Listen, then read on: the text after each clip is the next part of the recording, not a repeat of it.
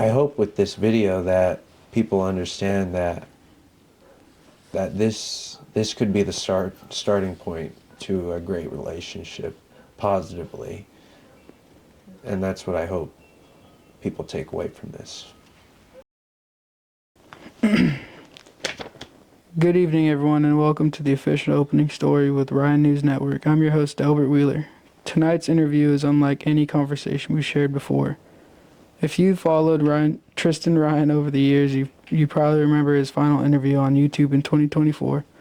After that interview, the platform became quiet. There were no new uploads, no podcasts, and eventually no social media presence at all. In the spring of 2025, Triston stepped away from public life almost entirely. For more than a year, he chose to remain off the grid online, leaving many people wondering where he had gone and whether they would ever hear from him again. What many people didn't know was that behind the scenes, Triston was facing one of the most difficult seasons of his life. During that period, he experienced a serious mental health crisis. While receiving treatment for anxiety, depression, and PTSD, according to Triston, the medications he was prescribed had several emotional and physical side effects that he says he was not made aware of. That season affected nearly every part of his life and involved interactions with family, friends, colleagues, school officials, and law enforcement. Tonight, this conversation is not about placing blame or writing history. It is about understanding one person's experience, taking responsibility where responsibility is due, acknowledging the impact that difficult moments can have on others, and sharing what recovery has looked like. Since then, Triston has focused on rebuilding his life mentally, emotionally, physically, academically, professionally, and spiritually. Earlier this year, he officially founded Ryan News Networks after receiving a business license through the Yakima Nation, becoming the founder, owner, and chief executive officer of the company. His YouTube platform now carries the same name as a part of a new vision dedicated to journalism, community stories, interviews, and public service. Tonight marks not only the return of Triston Ryan, but the official beginning of Ryan News Networks and as a company. Ladies and gentlemen, please welcome the founder, owner, and CEO of Ryan News Networks, Triston Charles Ryan. Well, thank you for having me. Triston, welcome back. It's good to have you here. Many people have waited a long time to hear directly from you, and I appreciate your willingness to have this conversation. Tonight isn't simply about explaining where you've been. It's about telling the story of how you found your way back. Let's begin at the beginning. While you were rebuilding your life, you were also building something new. Earlier this year, you officially founded Ryan News Networks, earned your Yakima Nation business license, and became its founder, owner, and CEO. What inspired you to turn your long-time vision into an official media company?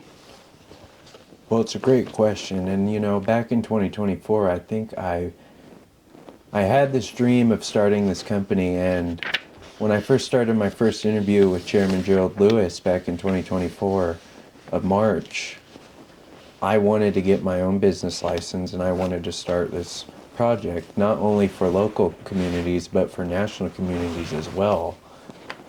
I hope that I'm able to get good insights on things like especially political insights for the community and for the public in simple ways. And yeah. Well, that's good to hear.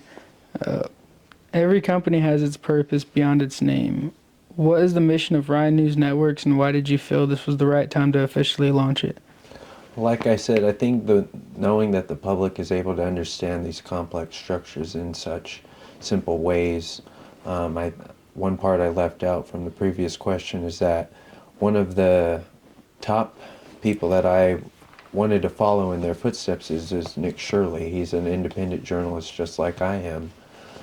I hope that Ryan News Network's mission is able to carry on his legacy as well. By exposing fraud at the local, state, and federal level. That's what I hope to gain from this. Okay. Before we discuss the future, I think it's important to understand the journey that brought you here. After stepping away from YouTube in 2024 and leaving social media entirely in the spring of 2025, what does it feel like to finally sit here today and say, I'm back?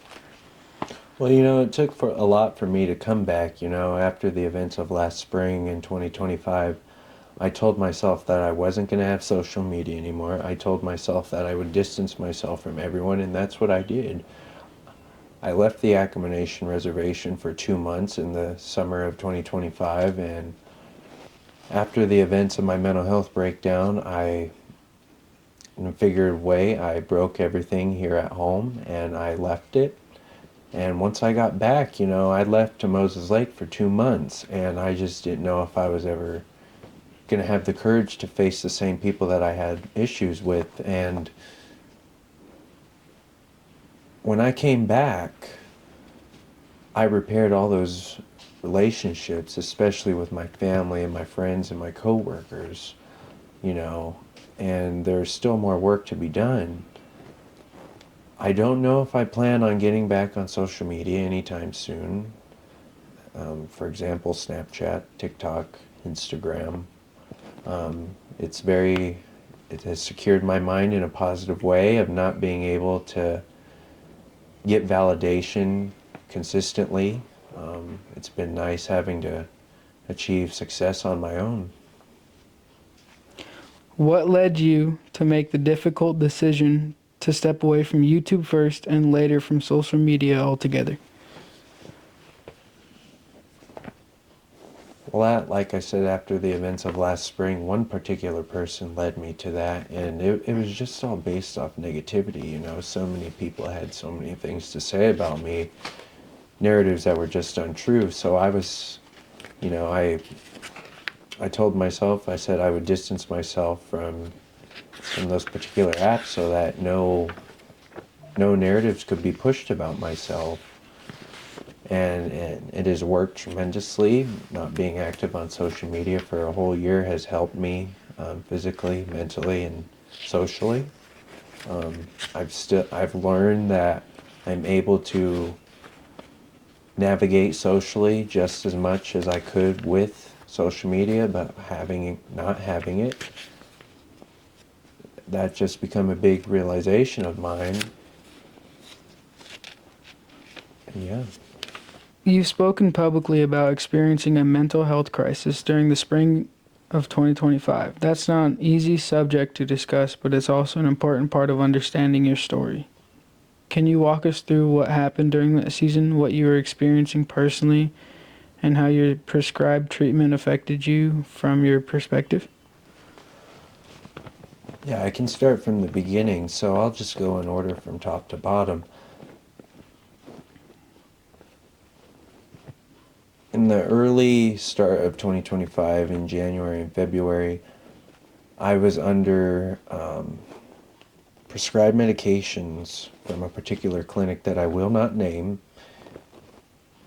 I was under 2 prescriptions that were supposed to be served for anxiety and depression.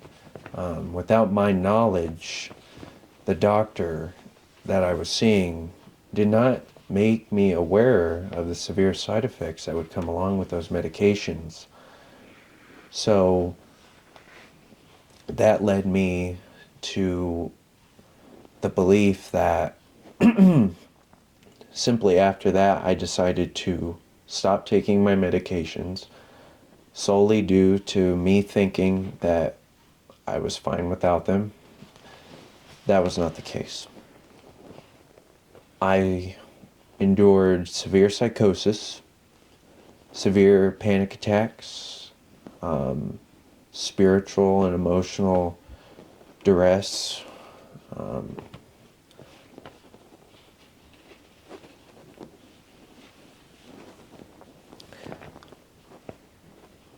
and during that time, during the spiritual duress, emotionally, I was having these rapid thoughts of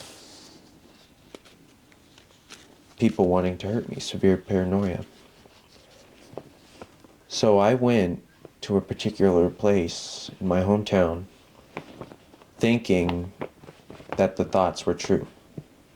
They weren't.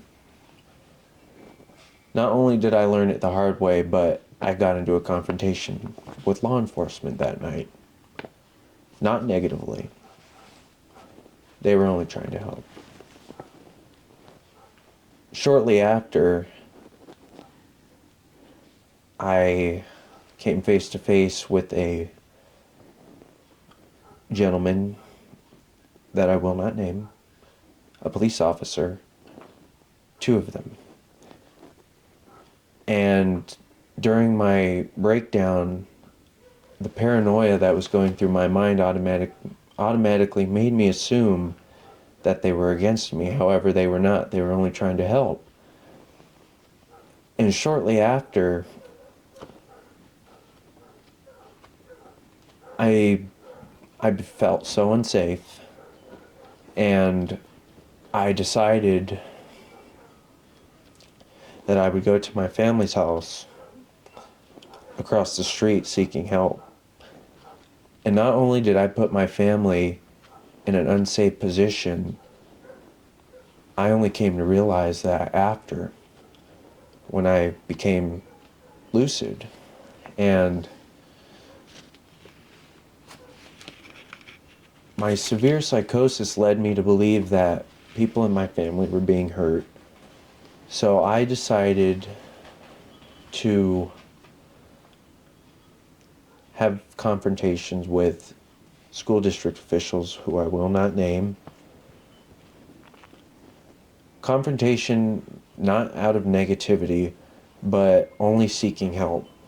You know, my psychosis was leading me to seek emotional and physical support from former colleagues.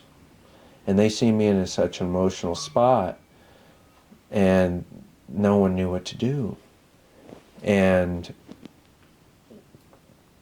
not only did people think I was on illegal drugs, but then they assumed that I was targeting people. Shortly after, I spoke with the Yakima County Sheriff's Office, and we had cleared the situation up.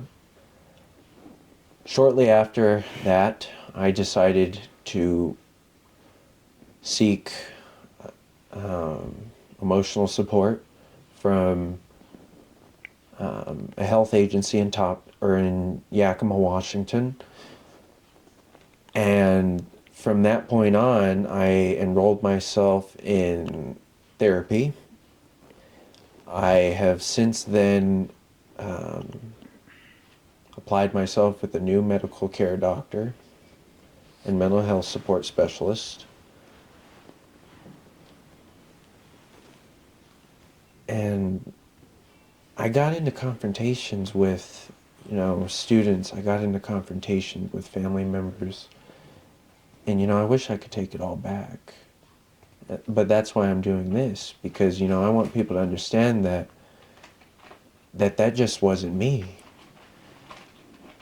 That sort of image reflects poorly on myself, and I'm here to take accountability for that.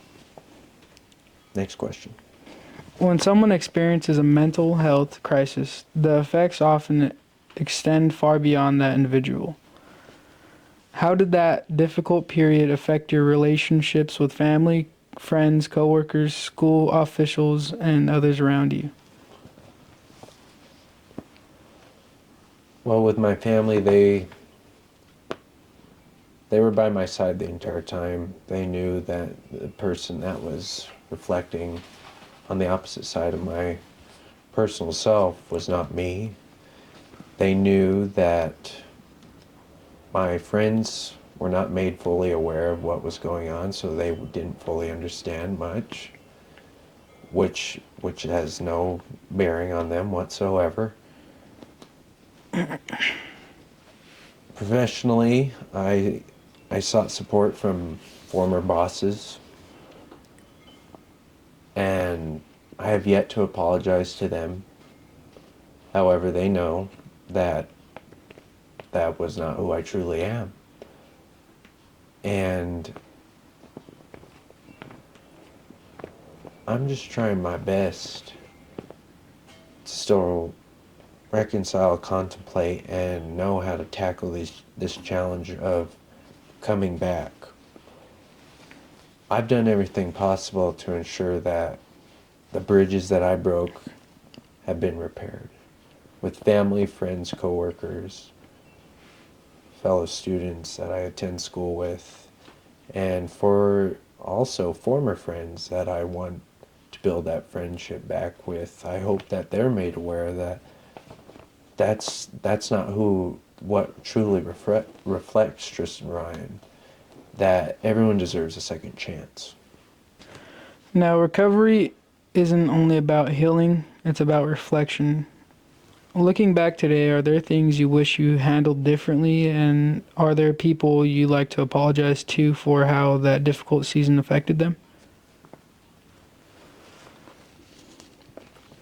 There's a lot of people I wish I could apologize to, but it's just not possible. I've apologized to every single top official, and I've gotten my life back. Do I wish I could apologize to more people than I have done? Yes. But like I said, it's just not possible. And knowing that my level of confidence is back to where I can confront this particular issue and absolve the situation between all these relationships that I've failed to rebuild.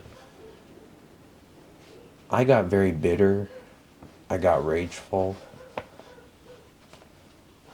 I stopped being myself, and I hope with this video that people understand that this could be the starting point to a great relationship positively. And that's what I hope people take away from this. What were the first steps you took toward rebuilding your mental health, and what did recovery look like one day at a time? One other thing I also got out of, one of the biggest steps that I took was distancing myself from negativity, meaning I got out of very toxic relationships, whether that be with partners, former friends, family members. I learned how to not let their views affect me. Now, recovery isn't only emotional, it also changes the way we care for ourselves physically. How did rebuilding your physical health help rebuild your confidence, your discipline, and your outlook on life? Well, this is one thing that I'm very sensitive on, and I'm willing to say it out loud, is after my positive intake, after my confrontations of last summer and spring, through my physical health, I was not okay. At the start of last summer, after the springtime ended, I put on serious weight. I gained between 30 and 40 pounds, and not at an unhealthy rate, due to one of the side effects of my anxiety medications. However, I have since then been attending my sessions at Anytime Fitness. I've continued personal growth and physical growth through refereeing for the state of Washington, concluding my 5th year. That's how I continue to maintain my physical health. And since then, I have lost 25 pounds. I've returned to a normal, sustainable weight that I am approving. I'd call that result. Today, people aren't seeing the same person who stepped away in 2025. How has this experience changed you, and what do you believe is different about Triston Ryan today compared to the person you were before your time away? Well, that's a great question. I think people today look at Triston Ryan and they say how mellow he is now. he is a lot more organized, a lot more structured, academically, socially, economically. I've become a person that is able to understand a lot of awareness around myself, culturally, social, like I said, socially. And being in therapy for a whole year, talking through my issues for a whole year has totally transformed me. You know, I get told every day or, you know, every week by new people, you know, hey, you have totally, like, you're a new person. And I didn't really understand what that fully meant at first, but it showed that I was getting results done for the people. And that's what I'm going to continue to do. Now, so far tonight, we've talked about where you've been and some of the challenges you've faced. I'd like to spend the rest of our conversation focusing on recovery, what recovery looked like, what you've learned, and where you've handled from here. Recovery is never one moment, it's a journey, and every journey leaves us with lessons. Now, let's continue. No one gets through life's hardest seasons completely alone. Who stood beside you throughout your recovery, and what did their support mean to you? Well, I think my intermediate family stayed by my side the entire time during my health recovery. They maintained a presence with myself every single day. You know, particular friends were there for me as well.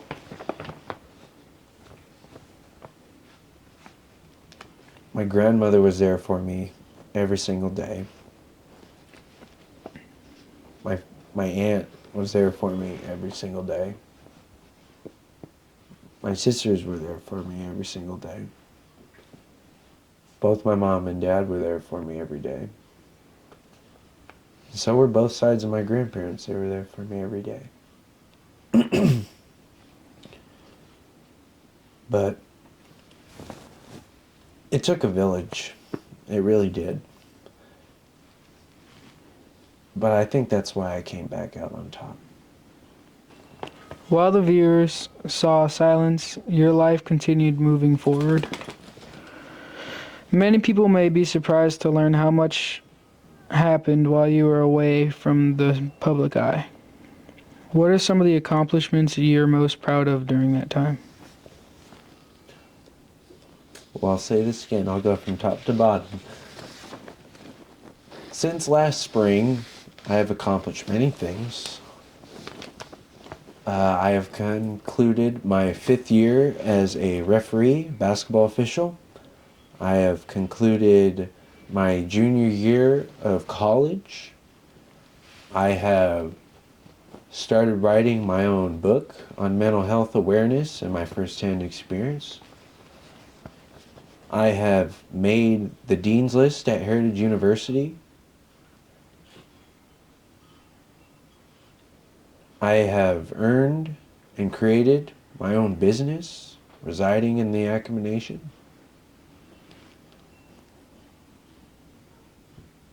Am I leaving anything out?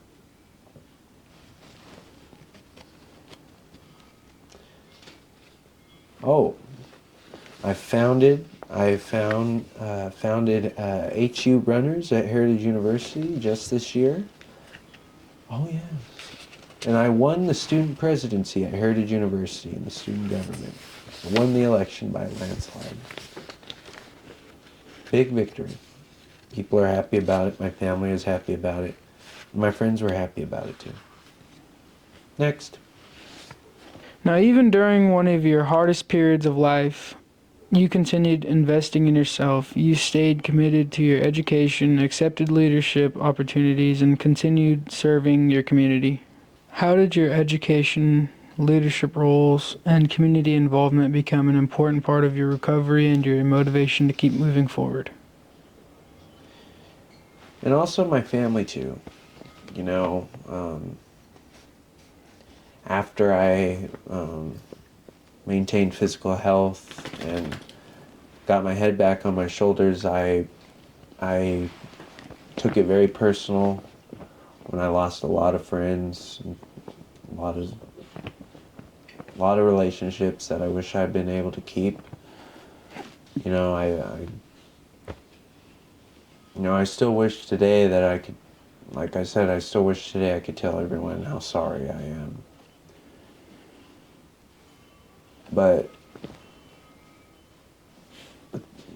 they'll gain insight out of this. You know, I've showed tremendous results, hoping that they take it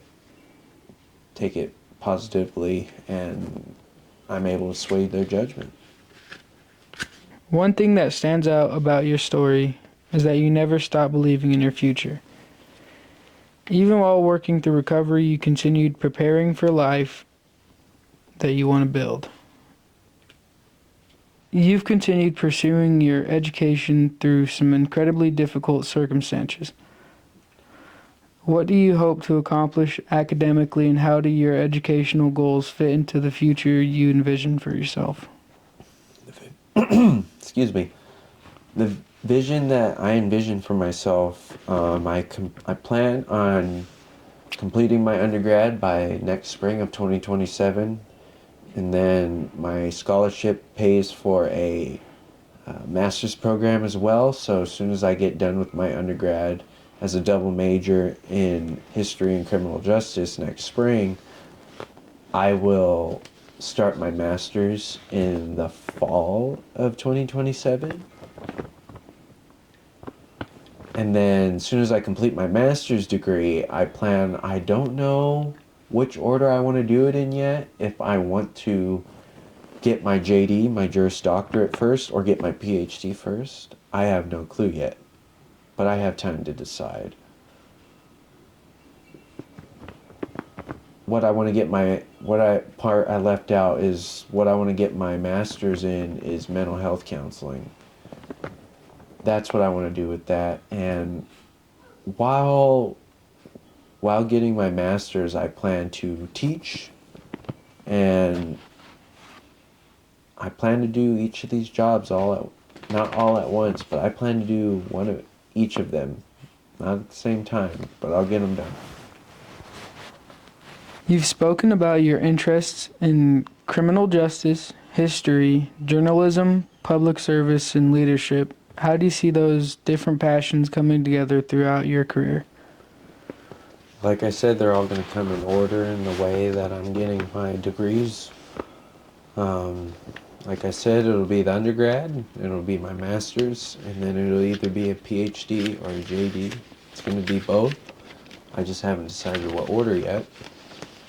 And those styles of jobs are going to be very influential when I acquire all of them.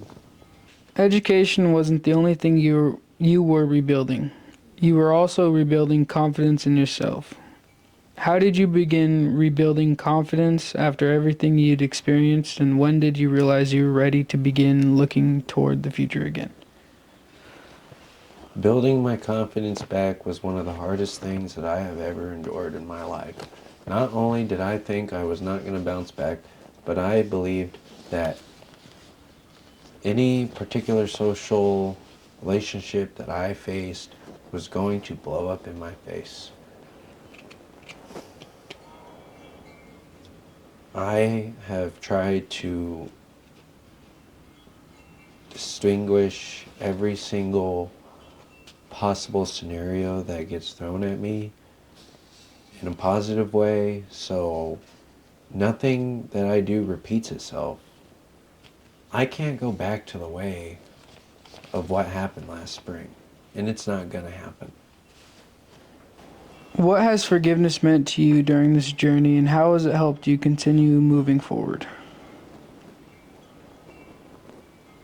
Forgiveness took a lot from me. Forgiveness was in stages of me going through the humiliation of having to repair, in layman's terms, a broken vase. I had to glue the pieces back together. I did it with I did it with law enforcement. I did it with school district officials.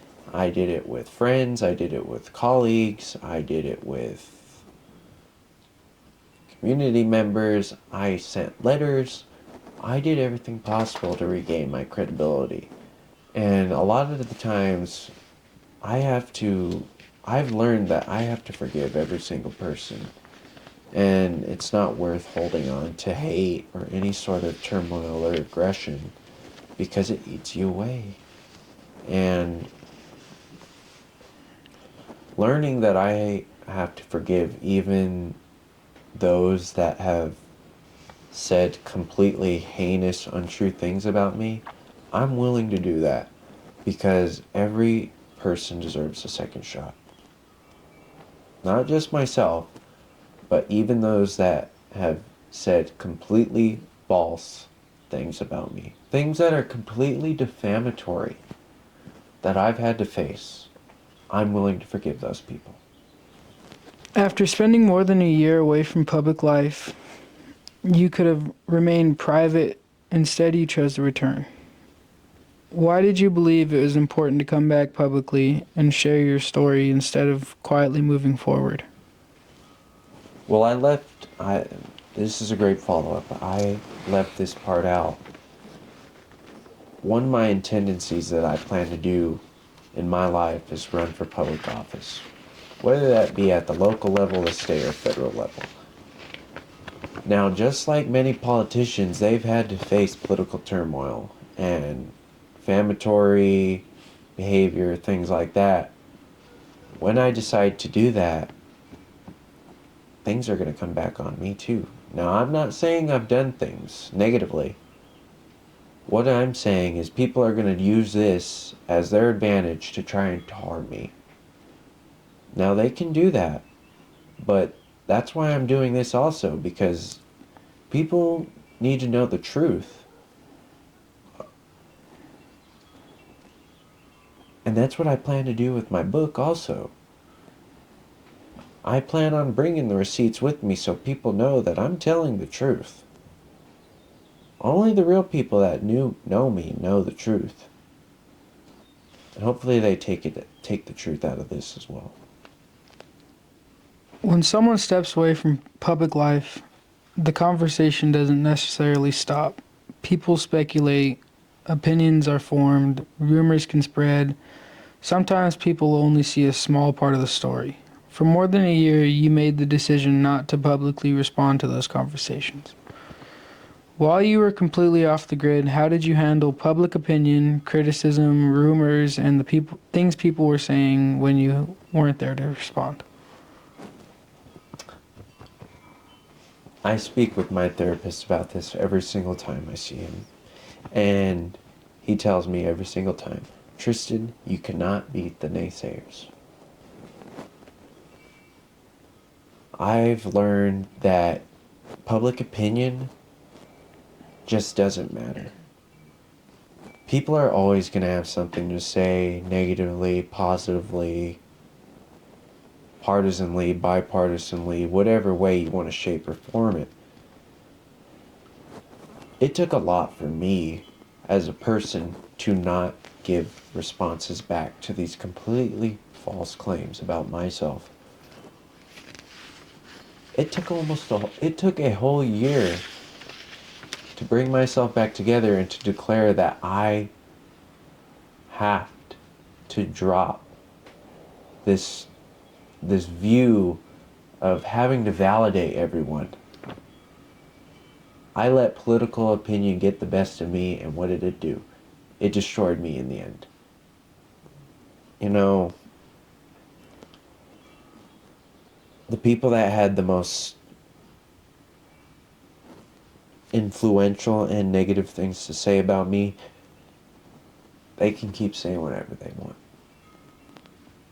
If they still want to say things today, that is fine by me. But I know the truth. That's what matters. My family knows the truth. That's what matters. My friends know the truth. That's what matters. Public opinion does not matter to me anymore. I'm here to tell the truth. And I did it from the very beginning. I did nothing illegal last spring. Had I done something illegal, don't you think I'd be behind bars? Don't you think I would have faced prosecution? No. Because I did nothing wrong. And that's what I want people to understand. This comeback isn't simply about returning to YouTube. It's also the official beginning of Ryan News Network as a company. How is the Ryan News Network people will see today different from the platform they remember before your time away? And what kind of journalism, interviews, and community conversations do you hope to build moving forward? The platform that viewers seen in 2024 and 2025 has completely been reshaped structurally, socially, and sentimentally, and academically. Because in 2024 and 2025, let's just start in order. In 2024, I was academically on point with my interview, the one and only one after I went off the grid. I was totally on point. I said nothing unfactual. I was completely truthful in my first interview. Now, after I finished, sure, I should have stayed online. But after I let a former partner totally steer me off, and that's why I got offline in 2024. Then 2025 came around. Like I said, I let public opinion affect me. What did I decide to do? I decided to go online and create a podcast of just political tarring. That's what I did. Do I regret it? Yes. Have I made up for it? I have. I made up with top government officials, and I can prove that too, if need be. I made up with former mentors, and I did everything possible to shift the balance of negativity of my reputation and purify it with positivity. You got a lot of emotion out of me in 2025. That's not the case anymore. Anything that's coming from here on out is going to be nothing but positivity and fact-checked information. Me starting this company,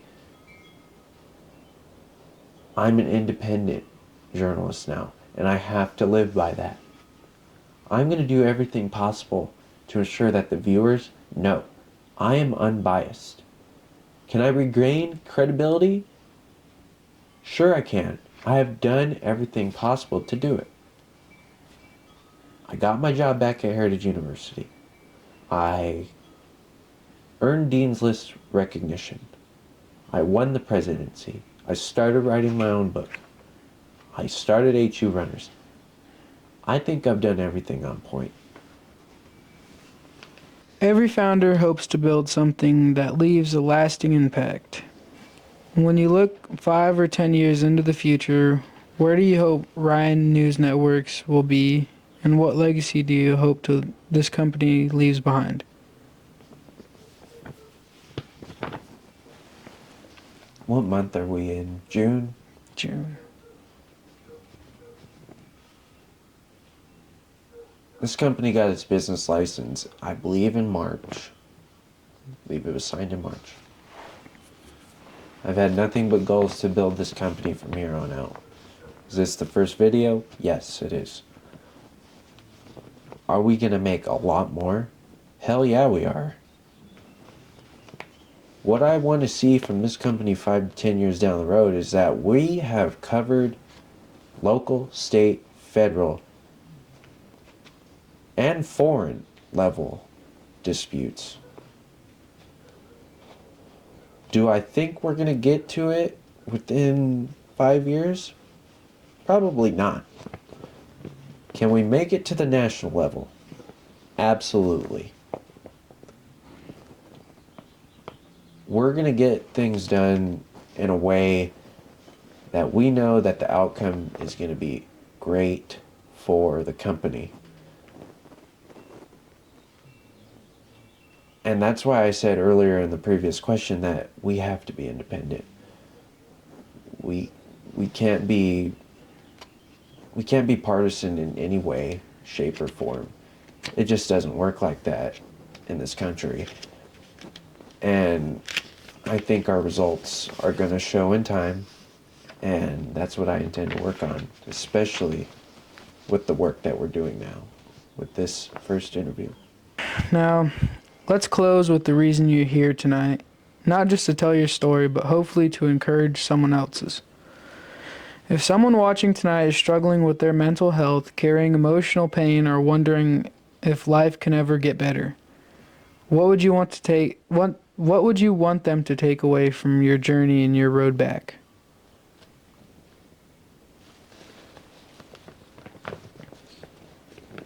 You know, it took a lot for me to ask for help. It took a lot of humility. I was ashamed of myself. But then I realized that extending your hand out to someone and asking for help isn't a sign of weakness, but a sign of strength. The stigma around today's mental health perspective is just so uncalled for that people should be taught a life lesson on what mental health is truly about. For those that are struggling out there, what I can tell you is exactly what I just said. That it is okay to ask for help. And it's not going to be easy. Like I said, you're going to have to go through the humility. You're going to have to take accountability. You're going to have to rebuild. But it's all worth it in the end. Just look at me. I'm not tooting my own horn, but look at the results that came out of it. You apply yourself as good as you can. You're going to come out on top of the world with things you can't even imagine. And that's what I've done. I've came back out on top, and I want people to know that they can too. Even the most biggest setback can be the greatest setup for a comeback. That's what I want people to know. Triston, thank you for your openness, your honesty, and your willingness to have this conversation. Tonight wasn't about forgetting the past. It was about acknowledging it, learning from it, accepting responsibility where appropriate, and demonstrating that healing and growth are possible. We also heard about a new beginning, the founding of Ryan News Network, your commitment to education, leadership, and public service, and your vision for building something that serves communities for years to come. To everyone watching, thank you for joining us for this important conversation. Ryan News Networks is officially back, and this marks the beginning of a new chapter. I'm Delbert Wheeler. Thank you for watching, and we'll see you next time. And we're out.